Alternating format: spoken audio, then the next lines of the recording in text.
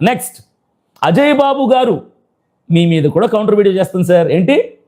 క్రైస్తవ సమాజం నుంచి అభినయ దర్శన్ బహిష్కరించాలి. అరే నువ్వు ఎవడరా నన్ను బహిష్కరించడానికి? నన్ను బహిష్కరిస్తావా నువ్వు? నువ్వు పెద్ద పుడింగా క్రైస్తవ సమాజానికి? నువ్వే పెద్ద దొంగవి. నీతో సహవాసం అయిన తర్వాత నేను చెడిపోయాని చెప్పి అందరు నన్ను అంటారు. అదంటే సంవత్సరం నుంచి అంట నన్ను దూరం పెట్టాడట. సంవత్సరం నుంచి నువ్వు నాతో ఎందుకు దూరంగా ఉన్నావో, అజయ్ బాబుకి అభినయ దర్శన్కి మాటలు ఎందుకు లేవో, ఏం జరిగిందో క్షుణ్ణంగా పిన్ టు పిన్ అన్ని చెప్తాను. అజయ్ బాబు రెడీగా ఉండు, విత్ ఎవిడెన్స్ చెప్తా. నువ్వు నేను ఎందుకు దూరం అయ్యామో, నీ మైండ్ సెట్ ఏంటో, మన ఇద్దరం ఒకే బెడ్ మీద పడుకున్నాం, ఒకే కంచంలో తిన్నాం, నీ గురించి నాకంటే ఎవరికి ఎక్కువ తెలీదు. నేను మాట్లాడతా ఈరోజు. బహిష్కరిస్తావా నన్ను? క్రిస్టియన్ కమ్యూనిటీ నుంచి బహిష్కరించేద్దాం అభినయ దర్శనాన్ని సంప్రదిస్తావా క్రైస్తవుల్ని? నువ్వెవడు నన్ను బహిష్కరించటానికి? నేనెవడిని బహిష్కరించబడటానికి? క్రైస్తవ సమాజం మీ తాతదా ఎవడిది? నువ్వు రక్తం ఇచ్చి నన్ను కడిగావా? నీ రక్తంతో కడిగినట్టుంది నన్ను. అజయ్ బాబు నీ రక్తాన్ని గార్చావా నా కోసం? నన్ను శుద్ధీకరించటానికి, బహిష్కరించటానికి? నువ్వు మోసగాళ్ళకే మోసగాడివి, దొంగలకి దొంగవి. నువ్వు కూడా నా కోసం కౌంటర్లు మాట్లాడడం చాలా కామెడీ. అజయ్ బాబు కౌంటర్ చేస్తా, మీ ముగ్గురు మీదనే మాట్లాడతా. ఇంకా మిగతా వాళ్ళు చాలామంది మాట్లాడారు, నేను వాళ్ళతో మాట్లాడను, వాళ్ళని హైలైట్ చేయను నేను. ఎందుకంటే నేను వాళ్ళ వీడియోలు పెట్టి వాళ్ళ ఫోటోలు పెట్టి ఎందుకు వాళ్ళని హైలైట్ చేయాలి? వాళ్ళు మాట్లాడుకొని నాకు సంబంధం. పాల్ ఇమ్మాన్యుయల్ గారి మీద, అజయ్ బాబు మీద మాత్రమే కౌంటర్లు చేస్తా. ముగ్గురి మీద 3 వీడియోలు చేస్తా, మంచిగా ముచ్చటగా 3 వీడియోలు చేస్తా. ఎవరేంటా అనేది క్లియర్గా చెప్తా. కృతజ్ఞత లేని వారికి సహాయం చేస్తే మనం ఎలాంటి పరిస్థితులను ఎదుర్కోవాల్సి ఉంటుందో నేను మీతో చెప్తాను. కొన్ని రోజుల క్రితం సోషల్ మీడియాలో నేను ఒక సంఘటన చూశాను. అతను పామును పట్టేవాడు. గాయపడిన ఒక పాము అతనికి కనబడింది. చావు బ్రతుకుల్లో ఉండే ఆ పామును దగ్గరికి తీసుకొని దానికి వైద్యం చేసి కట్టుగట్టి దాని ప్రాణాన్ని నిలబెట్టాడు అతను. ఎంత చేస్తే కృతజ్ఞత లేకపోగా ఆ పామును వదిలిపెట్టే సమయంలో తనకు కట్టుగట్టి ప్రాణం పోసినటువంటి ఆ వ్యక్తి చేతిని కరిచింది. అతను అలాగే చచ్చిపోయాడు. పాముకు పాలు పోసి పెంచినా అది విషాన్నే చిమ్ముతుంది, అది కాటు వేసి చంపుతుంది. అది దాని స్వభావం, దాని నైజం. అందుకే ఒక పెద్ద ఆయన అంటాడు, పాముకు తలలో విషం ఉంటుంది, తేలుకు తోకలో విషం ఉంటుంది, మనిషికి నిలువెల్లా విషమే, జాగ్రత్తగా ఉండండి అని. ఇవాళ అర్హత లేని వ్యక్తికి మనం సహాయం చేస్తే అతను ఆ సహాయాన్ని గుర్తుపెట్టుకోకపోగా మనం చేసిన సహాయంతో బలాన్ని తెచ్చుకొని, శక్తిని తెచ్చుకొని మనల్ని నాశనం చేయడానికి ప్రయత్నిస్తాడు. దాదాపు ఈ 40 సంవత్సరాల నా జీవితంలో ఇలాంటి వ్యక్తులను ఎంతో మందిని చూశాను. అన్నం పెట్టిన ఇంటికి కన్నం వేసే రకాలను చూశాను. కూర్చున్నటువంటి కొమ్మని నరికినటువంటి వ్యక్తుల్ని చూశాను. తల్లి పాలు తాగి రొమ్ము గుద్దినటువంటి వ్యక్తులను కూడా చూశాను. మనం చేసినటువంటి సహాయంతో బ్రతికి ఈరోజు మన మీదే విషాన్ని చిమ్ముతున్నటువంటి వ్యక్తులను ఎంతో మంది చూశాను. కాబట్టి ఎవరికి పడితే వారికి సహాయం చేయండి. మీరు సహాయం చేయాలనుకున్నటువంటి వ్యక్తి క్యారెక్టర్ ఎలాంటిదో తెలుసుకోండి. 3.5 సంవత్సరాల కాలం పాటు యేసుక్రీస్తు ప్రభుతోనే ఉండి 30 వెండి నాణేలకు యేసుక్రీస్తు ప్రభువు నమ్మేశాడు ఇస్కరియోతు యూద. అలాంటి వ్యక్తులే ఎక్కువగా మనకు తారసపడుతూ ఉంటారు. ఇవాళ లోకంలో ఇలాంటి వ్యక్తులు ఉన్నారు అని అంటే అది వేరు సంగతి. కానీ క్రైస్తవులుగా చెప్పుకుంటున్నటువంటి వ్యక్తుల్లో, సేవకులుగా చెప్పుకుంటున్నటువంటి వ్యక్తుల్లో, సువార్థికులుగా చెప్పుకుంటున్నటువంటి వ్యక్తుల్లో కూడా ఇలాంటి విష స్వభావం కలిగినటువంటి వ్యక్తులు ఎంతో మంది ఉన్నారు. కృతజ్ఞత లేనటువంటి వారు, చేసిన సహాయాన్ని ఏమాత్రం గుర్తుపెట్టుకోకుండా అవకాశం దొరికిన ప్రతిసారి చేయి అందించినటువంటి వ్యక్తి చేతిని నరకడానికి ప్రయత్నించే వాళ్ళు కోకొల్లలుగా మనకు కనబడుతూ ఉంటారు.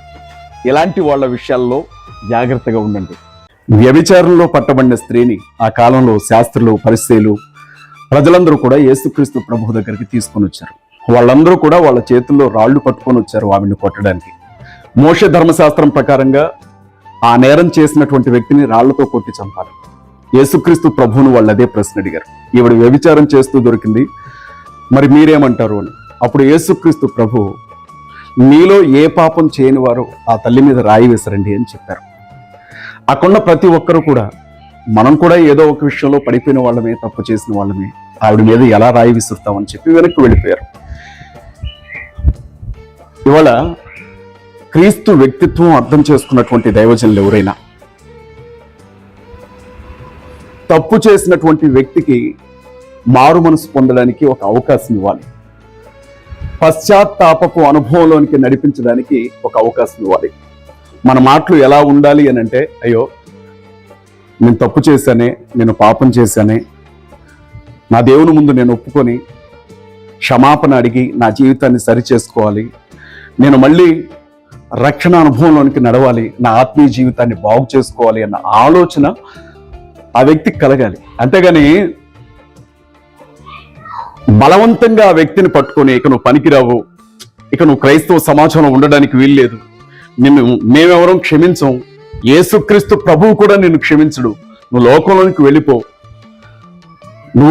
నువ్వు యేసుక్రీస్తు ప్రభువుకు దూరంగా వెళ్ళిపోవలసిందే అని చెప్పి మాటలతోనే ఆ మనిషిని చంపడం అనేది న్యాయం కాదు అని నా ఉద్దేశం.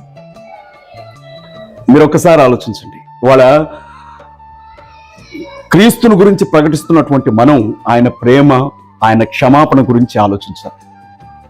కరడు కట్టినటువంటి దొంగ, మరికొద్ది గంటల్లో చనిపోయే దొంగ నన్ను క్షమించమని ప్రభువుని అడిగితే, అతన్ని క్షమించి ఈరోజు నువ్వు నాతో పాటు నిశ్చయంగా పరదేశంలో ఉంటావు అని చెప్పి అతన్ని తీసుకుని వెళ్ళినటువంటి దేవుడు యేసుక్రీస్తు ప్రభు.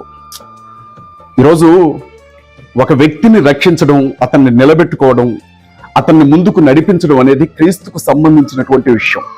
ఆయన సింహాసనంలో మనం కూర్చుని తీర్పు తీర్చుకుంది. ఇవాళ చాలా మంది స్వనీతి పనులు చేస్తున్నటువంటి విషయం ఇది. గురవింద గింజలు వాటి కిందుండే నలుపును చూడవట. ఎవరి వ్యక్తిగత జీవితంలో కావలసినంత పాపం వాళ్ళకు ఉంటూనే ఉంటుంది, కానీ ఇతరులకు సంబంధించిన విషయం వచ్చేసరికి నాకంటే నీతిమంతుడు లేడు, నాకంటే యథార్థవంతుడు లేడు అని దేవుణ్ణి కొంచెం ఆ కుర్చీలోంచి పక్కకి వెళ్ళి, నువ్వు నిలవబడు, నేను నీ కుర్చీలో కూర్చొని తీర్పు తీరుస్తాను అని అంటూ ఉన్నారు ఇవాళ చాలా మంది స్వనీతి పరులు. అయితే గుర్తుపెట్టుకోవాలి, తీర్పు అనేది ఒకటి ఉంది. అందరికీ తీర్పు తీర్చే దేవునికి ప్రతి ఒక్కరి జీవితం తెలుసు. ప్రశాంతంగా బ్రతకాలన్న ఆలోచన నీకుంటే నీకు ఒక మంచి సలహా చెప్తాను. ఎట్టి పరిస్థితుల్లో కూడా ఇతరులు నీ గురించి ఏమనుకుంటున్నారు అని ఆలోచించడం మానే. బడిసెల కంటే పదునైనటువంటి మాటలతో పొడిచే మనుషుల మధ్యన మనం బ్రతుకుతూ ఉన్నాం. నువ్వు కష్టంలో ఉన్నప్పుడు కానీ, ఇబ్బందులో ఉన్నప్పుడు కానీ, శ్రమలో ఉన్నప్పుడు కానీ, ఆకలితో ఉన్నప్పుడు కానీ నీకు సహాయం చేయడానికి ఏ ఒక్కడు ముందుకు రాడు. ఏదైతే అదైందని శక్తినంతా కూడగొట్టుకొని ఒక్కొక్క అడుగు వేసుకుంటూ ఉన్నతమైనటువంటి స్థానానికి చేరుకోవాలని ప్రయత్నిస్తూ ఉంటే మాత్రం ప్రతి ఒక్కడు నీ కాళ్ళు పట్టుకొని వెనక్కి లాగడానికి ప్రయత్నిస్తాడు. నిన్ను తిడతారు, నీ గురించి తప్పుగా మాట్లాడతారు, నీ మీద నిందలు వేస్తారు, నిన్ను అవమానిస్తారు, నిన్ను హేళన చేస్తారు, రకరకాలుగా నీ క్యారెక్టర్ని అసాసినేట్ చేయడానికి ప్రయత్నం చేస్తూ ఉంటారు. చూసి చూడనట్లు వెళ్ళిపో. ఒక చెవిలో వినబడిన మాటని ఇంకొక చెవిలోంచి వదిలిపెట్టి వెళ్ళిపో. కానీ వీటినన్నిటిని మనసులోనికి తీసుకున్నావో ప్రశాంతంగా ఒక ముద్ద అన్నం తినలేవు, నిద్రపోలేవు. ఎందుకంటే ఒక మనిషి సంతోషంగా బ్రతకడం ఇంకొక మనిషికి గెట్టదు, అది మనిషి స్వభావం. ఇలాగే రోడ్డు మీద భార్యాభర్తలు ఇద్దరు ఒక గాడిద మీద కూర్చొని వెళ్తున్నారు. ఆ భార్యాభర్తలను చూసినటువంటి వాళ్ళు దున్నపోతుల్లాగా ఉన్నారు, గాడిద మీద వెళ్తున్నారు ఇద్దరు, దానికి ఎంత రూపాయలు పిచ్చిద్దు అన్నారట.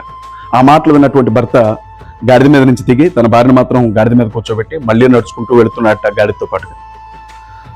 అప్పుడు అదే జనం, చూడు భార్య ఎలా ఉందో, ఎద్దులాగా ఉంది, మొగుడు నడుస్తూ ఉంటే ఏమాత్రం ప్రేమ లేకుండా గాడిద మీద కూర్చుంది అని తిట్టారట. ఎందుకు వచ్చిన గొడవలే, జనాలు తిడుతున్నారు అని చెప్పి ఆవిడ కూడా గాడిద మీద నుంచి దిగి తన భర్తను ఎక్కమని చెప్పి గాడిద మీద తను నడుస్తుందట. ఇంకొంచెం దూరం వెళ్ళిన తర్వాత మళ్ళీ అదే జనం, చూడు మగాడై ఉండి సిగ్గు లేకుండా గాడిద మీద కూర్చున్నాడు, ఆడదాన్ని నడిపిస్తున్నాడు అని అన్నారు.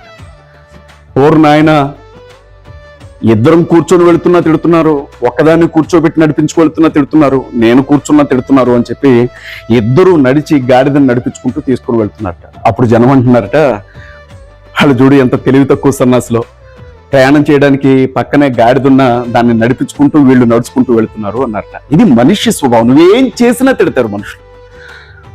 ఈర్ష్య, ద్వేషం, అసూయతో చస్తూ ఉంటారు మనుషులు. ఒంటికొచ్చే రోగాలు కనపడతాయి, కానీ హృదయానికి వచ్చే ఈ రోగాలు కనపడవు. ప్రశాంతంగా నువ్వు తెల్లబట్టలు వేసుకుంటే కూడా వారం లేని ఎంతో మంది ఉంటారు. నీకు మంచి పేరు వస్తే వారం లేని వాళ్ళు ఉంటారు. నీకు ఒక మంచి ఉద్యోగం వస్తే వారం లేని వాళ్ళు ఉంటారు.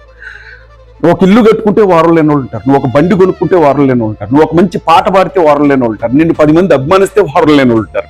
ఇలాంటి మనుషులు ఏదో అనుకుంటున్నారని చెప్పి కురింగిపోతూ ఉంటారు చాలా మంది. వదిలే, ప్రశాంతంగా బ్రతుకు.